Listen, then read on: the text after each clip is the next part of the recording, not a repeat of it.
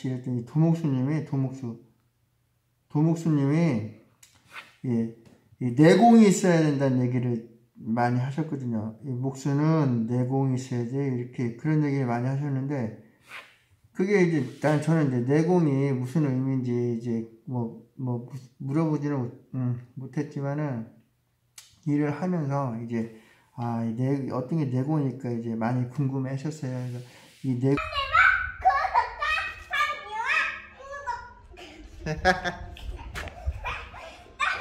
다시 이 나무를 보게 되면 이 말구와 이 원구로 구분을 하는데 이 용어에 대한 이 개념에 대해서 좀 말씀을 좀 드리려고요. 그래서 말구를 이제 한자로 쓰게 되면 끝말자 써가지고 이렇게 쓰죠. 말구. 그 다음에 원구는 이제 으뜸문자 써가지고 원구라고 하고 이렇게 이제 우리가 얘기를 하는데 이렇게 쓰고 말을 이제 원구 말구로 구분하는데 이제 우리가 이제 알아야 될 부분이 있는데 이 나무 목자의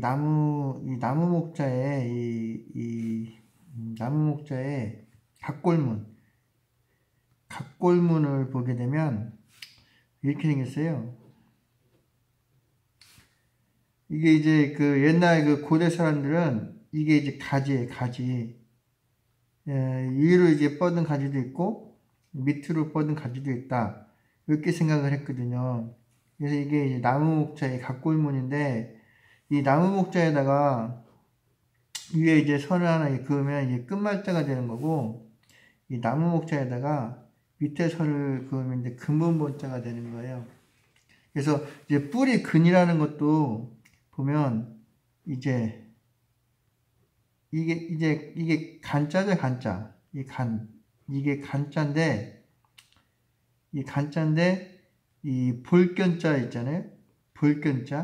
볼견자를 뒤집어 놓은 게 이 간자예요. 보이지 않는다는 이제 그런 의미인데, 나무 목자에 이제 보이지 않는 나무다. 그래서 이게 이제 뿌리 근자가 되는 거죠. 그래서 이 개념으로 이 말과 이 근과 이 말, 이 모든 사물에는 이게 끝말자하고 이제 근본본, 말본이 있다 그러는데, 그러면은 우리가 이제 우리 선배들은 통상적으로 얘기를 하게 되면, 그러면 이제 처음과 끝을 얘기하려면, 말구와 이제 본구로 이렇게, 쓰는 게 맞지 않나 이렇게 생각할 수 있지만, 이제 우리 선배들은 그렇게 보진 않았던 거죠. 우리 선배들은 이제 나무가 이렇게 있으면, 가지가 이렇게 있고, 잎이 이렇게 있으면, 뿌리가 또 이렇게 있으면, 이제 우리 선배 목수들은 이제 요거를 이제 얘기할 때, 이 밑에를 밑둥이라 그래요. 밑둥.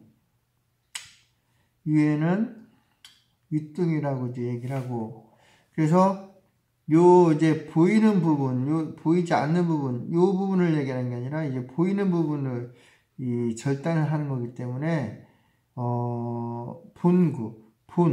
이 근본본자 쓴 게 아니고, 이 근원원자, 이제 나중에 또 말씀드리겠지만, 이 원구라는 용어를 썼거든요. 그래서 원구라는 이 용어 자체는 이제 이 밑둥을 얘기하는 거고, 보이는 부분 중에서도 밑둥, 보이는 부분에서도 그래서 봤을 때 윗둥, 그게 이제 원구 말구라는 이제 개념이 되는 거죠. 여기에서 또 제가 이제 의심을 갖는 게 이 개념에 대해서 파악을 하는 거기 때문에 여기서 좀 바뀌어야 되는 부분이 있다고 생각을 하는 게 이 원구에 이제 원구에 이 으뜸원자 있잖아요. 이 으뜸원자가 여기서는 으뜸원자를 쓰는 게 아니다 이렇게 이제 좀 더 짚고 넘어가고 싶은 거예요. 왜냐면 이 원자라는 자체가 보면 그러니까 이제 제가 이제 이 원자가 이게 이제 근원어자잖아요. 근원어자. 이 근원어자를 좀 써야 된다.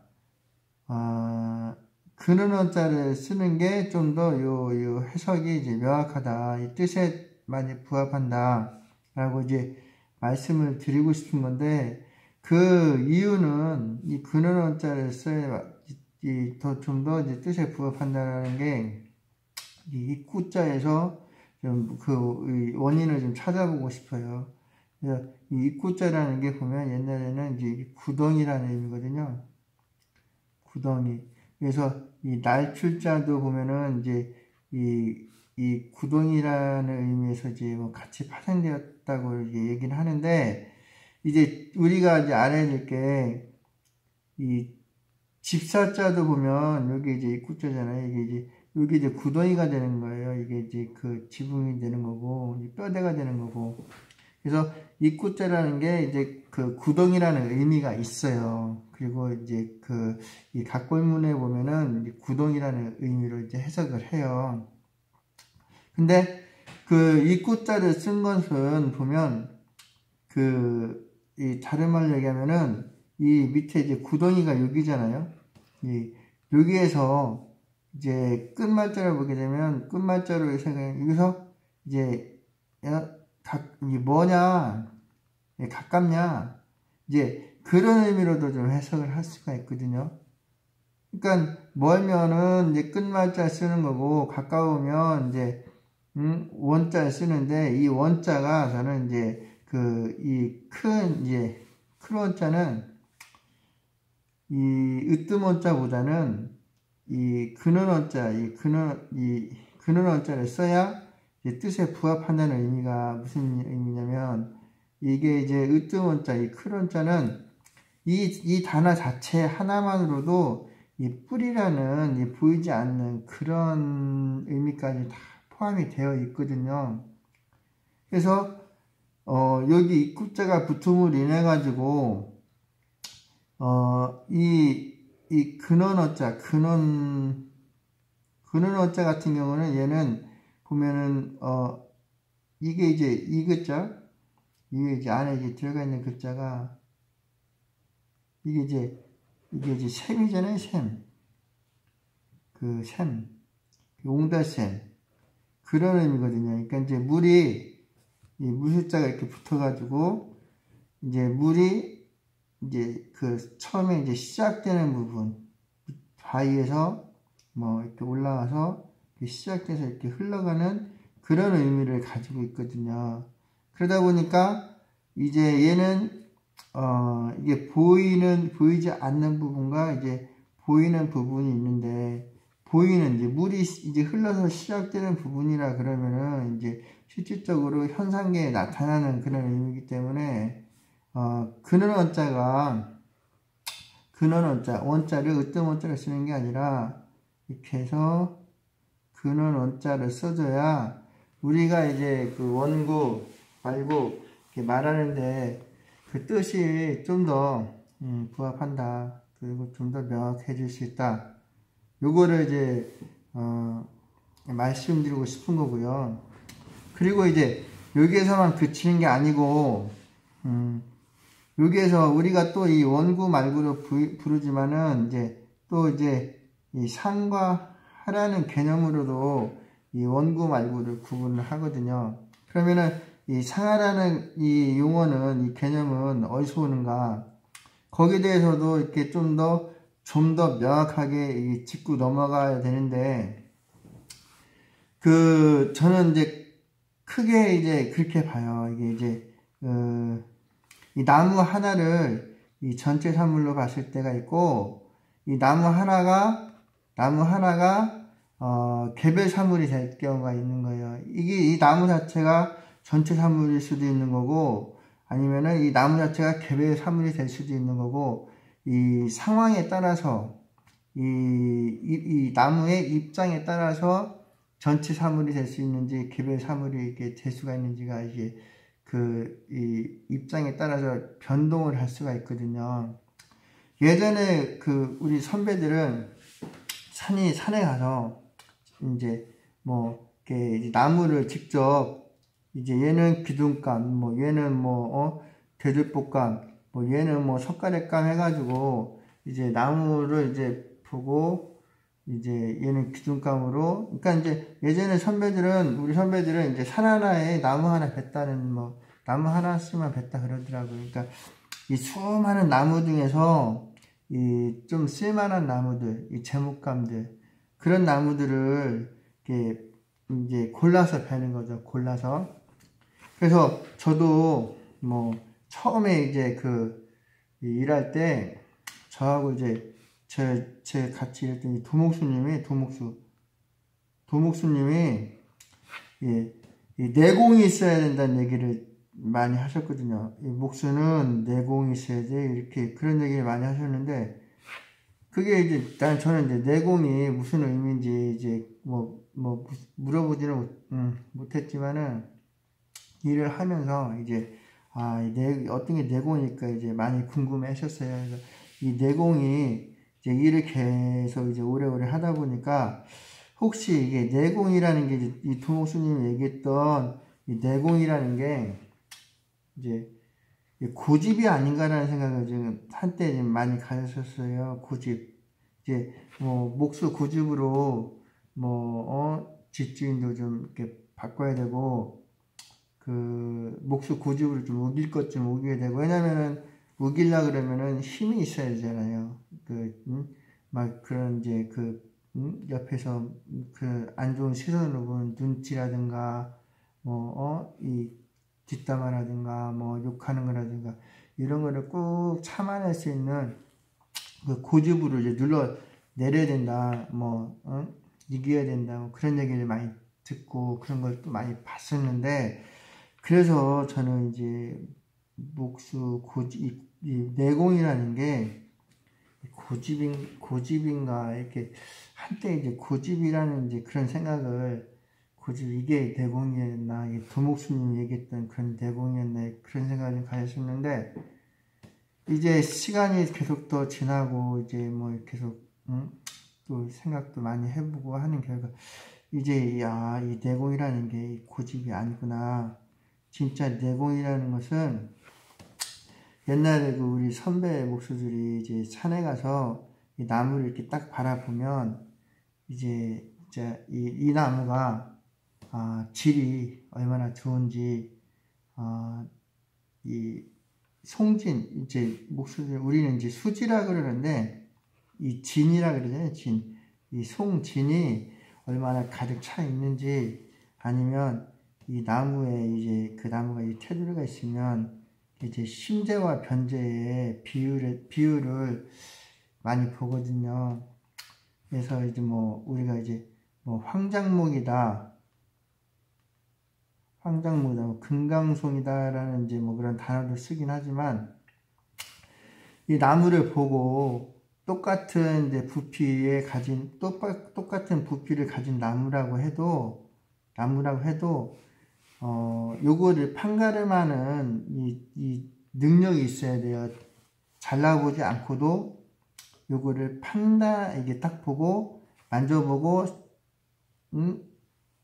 눈으로 확인하고 하면서 이 나무를 어느 정도 판단할 수가 있어야 되거든요. 이거를 이제 할 수 있는 게 이제 이게 진짜 내공인 거예요. 제가 이제 이 일을 계속 하면서, 한옥 일을 계속 하면서 이 일을 이제 오래 하다 보니까 이제 알아지는 부분인데, 진짜 이거를 판단할 수가 있어요. 이렇게 잘라내지 않아도 이 나무가 어느 정도 이제 질이 어느 정도가 되는지 진짜 내공이 있으면 이게 알아지더라고요. 그래서 이 도목수님이 얘기했던 이제 내공이 이런 거를 이제 이 판단할 수 있는 이 내면의 진짜 힘이, 뭔가 좀 말로 이거다 저거다 형용을 할 수 없지만은 그런 힘이 판단할 수 있는 기준이 있구나. 왜냐면은 저는 산에 가서 이렇게 이렇게 나무를 이렇게 베가지고 이렇게 내려오는 그런 일을 안 해봤지만은, 그 나무를 계속 다루다 보니까 이렇게 딱 봐도, 눈으로만 봐도 얘는 같은 나무 이렇게 이 나무만 봐도 얘는 다른 나무들에 비해서 돌아감이 좀 덜하겠구나. 얘는 뭐 질이 참 좋구나. 나름대로 좀 알아지는 게 있거든요. 그리고 손으로 이렇게 만져보고 이제 하다 보면서 또 그 안에서 또 알아지는 게 또 있어요. 그러면서 이런 게 다 이 내공에 속하는 거구나. 이제 그런 생각을 전 가져요. 그래서 그 예전에 우리 선배들이 얘기했던 게 이제 나무를 사물로 보지 말고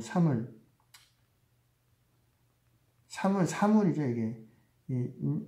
사물로 보지 말고 생물로 보라고 이렇게 얘기했거든요. 이게 이제 나무가 베어졌다 그래서 사물로 취급하지 말아라. 생물로 보고 이렇게 뭐 이렇게 이제 얘가 이제 하나에 보면 이제 나무가 이제 산에서 있던 나무가 하나의 이제 변화하는 과정이잖아요.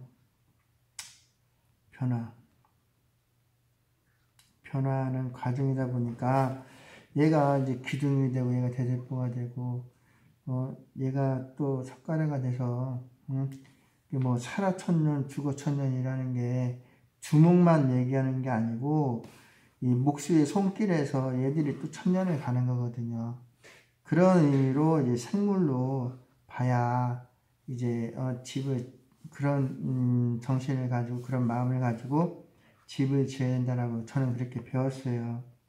그래서 자꾸 생물로 접하게 되면 이런 게 좀 알아지는 게 좀 있어요. 이 땅도 그렇고 이 땅이 집 짓는 터도 그렇고 이런 나무도 그렇고 일을 계속 하면서 하다 보면 그 알아지는 게 있는데 그거를 사람들은 이제 뭐 좀 안 좋게 생각한 뭐 미신이니 뭐니 이렇게 얘기할 수는 있지만 저도 그런 거 다 믿지는 않지만 무시는 하진 않아요. 다 믿지도 않고 무시하지도 않고 그 중에서 뭔가 좀 자명한 것들이 또 따로 있어요. 자명한 부분들이 따로 있어요. 그래서 얘기하다 보니까 뭐 여기까지 왔는데 우리 선배들은 이 나무를 이렇게 산에서 직접 얘는 뭐 귀둥감, 얘는 뭐 복감, 얘는 이제 석가래감 이런 식으로 해서 각자 구분을 해서 나무를 이제 벌목을 했다라는 거죠. 그래서 끌고 내려와서 이제 제가 이제 말씀드리고 싶은 게 이제 치목장에 오게 되면 치목장에 오게 되면 얘가 이제 또 저는 이제 바뀐다고 보는 거예요. 얘가 그전에는 이 사물 하나, 이게 이 나무라는 이 사물 하나를 가지고 이제 벌목을 해서 이제 원구 말구를 구분해서 이 나무가 이제 구분해서 이제 옮겼다 그러면 그 구분해서 나무를 이렇게 뱉다 그러면 이때에는 얘가 전체 사물이 되는 거고 치목장으로 오게 되면 이제 얘에 대한 입장이 바뀌어진다는 거죠. 얘는 만약에 치목장이 이제 집을 짓는데 이렇게 집을 짓는 데 있어 가지고 뭐 기둥이 20개가 필요하고 뭐 대들보가 5개가 필요하고 석가래가 뭐 300개가 필요하다. 뭐 이렇게 그 밖에 뭐 요소들이 많겠지만은 그러면은 얘가 기둥감이면 얘는 기둥 20개 중에 하나이고 얘가 대들보는 얘는 대들보 5개 중에 하나이고 얘가 석가래감이면 얘는 석가래 300개 중에 하나거든요. 그러면은 이 치목장에 딱 오는 순간 얘가 전체 사물은 이 집 하나가 되는 거고 그리고 얘네들은 이 집을 이루는데 하나의 개별 사물이 되는 거죠. 그래서 이 개별 사물 하나하나가 전체를 이루는 그런 구조가 되는 거예요.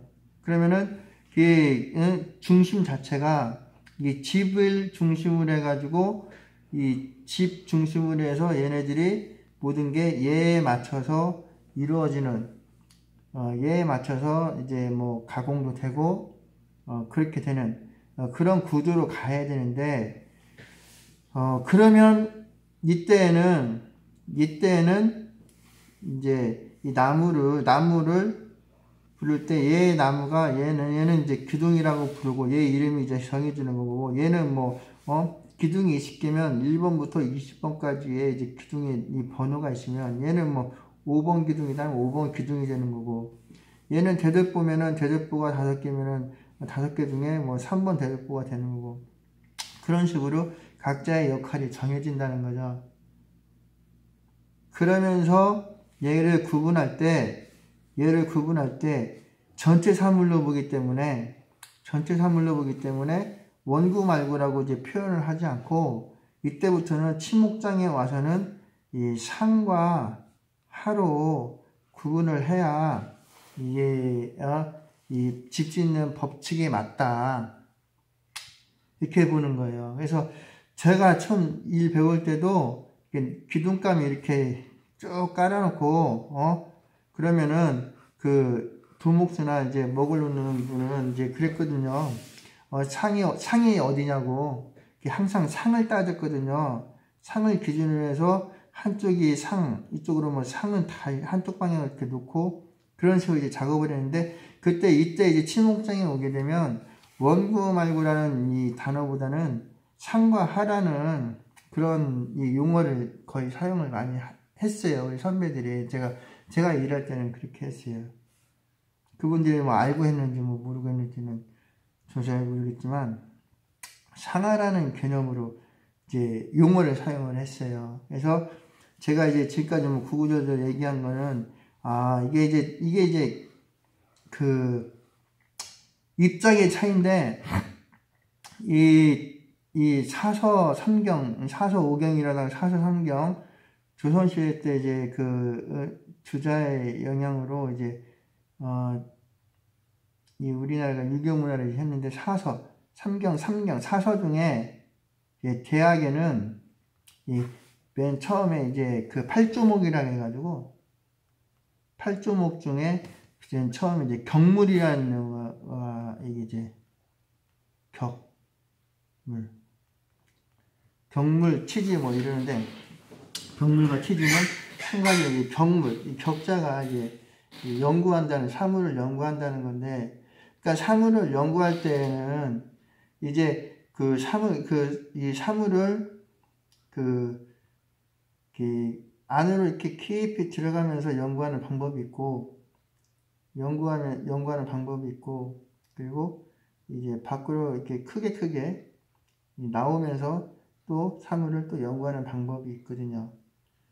그러니까 이제 이게 이제 어떤 때는 또 세분화되면서 깊이 들어가서 연구해야 될 부분이 있고 이거를 자유자재로 상황에 맞게끔 하는 게 진짜 사물의 연구죠. 사물을 이게 이제 이 용어 이게 이제 참 깊은 뜻이긴 한데 나중에 또 말씀드리시면 또 말씀드려보고 그러니까 이때는 전체 사물을 집으로 보고 얘네를 이제 하나하나를 이제 개별 사물로 봐야 된다.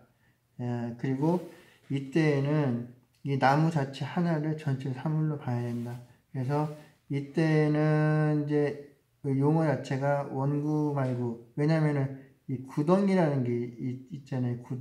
구자라는 게 있기 때문에 구덩이에서 가깝냐 뭐냐 이런 의미가 있기 때문에 원구 말구를 구분해야 좀 더 이 용어적인 부분이 설득력 이제 그 개념에 좀 가까워지는 거고 그리고 이 칠목장에 오게 되면 전체 사물이 이 집이라는 하나의 이제 예가 되기 때문에 얘네는 이제 제재된 제재목들은 하나의 이제 개별 사물로서 원구 말구라는 용어보다는 상하라는 구분으로 용어로 구분을 해야 된다. 그 이제 상과 하라는 이제 그 용어가 어디서 나왔는가, 이제 요거를 이제 우리가 알아야 되는데, 이것도 알고 이 집의 그 원리도 알아야 되는데,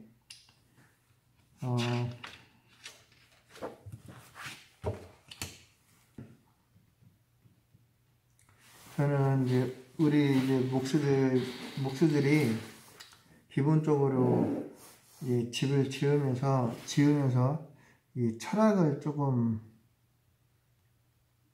알고 있어야 한다고 생각을 해요. 이제 우리나라 철학, 동양 철학에 대해서. 왜냐하면 철학을 이렇게 공부를 해보면 이 짓짓는 원리가 그대로 스며들어 있어요. 이제 우리가 집을 짓는 게 그러니까 이제 그냥 우리가 집을 짓는 게 뭐 옛날에 이렇게 해왔으니까 뭐 집을 또 그대로 이렇게 짓는다 이렇게 생각할 수도 있지만은, 실질적으로 그 우리가 짓는 이 전통 건축에는 우리의 전통 철학, 이 동양 철학, 전통 철학이 굉장히 많이 스며들어 있거든요. 특히 우리 목사들이 알아야 될 부분이 이 천부경이라는 이제 우리 민족 고유의 경전이라 해도 이제 과언은 아닌데, 고유는 이제 천부경과 이제 삼일신고가 있죠. 근데 천부경은 이제 뭐 복잡하진 않아요. 그 41자, 한자 이제 41자로 되어 있는데, 그 41자로 이제 돼 있어가지고 이 천부, 이게 부합한다 해서 하늘에 부합하는 경이다. 그래서 41자로 되어 있는데, 얘가 보면 이 천부경이 보면 이 내용 자체는 천지인 사상이에요. 천지. 하늘을 말하고 땅을 말하고 사람을 얘기하는 거예요. 이제 이걸 숫자로 풀이해 놨어요.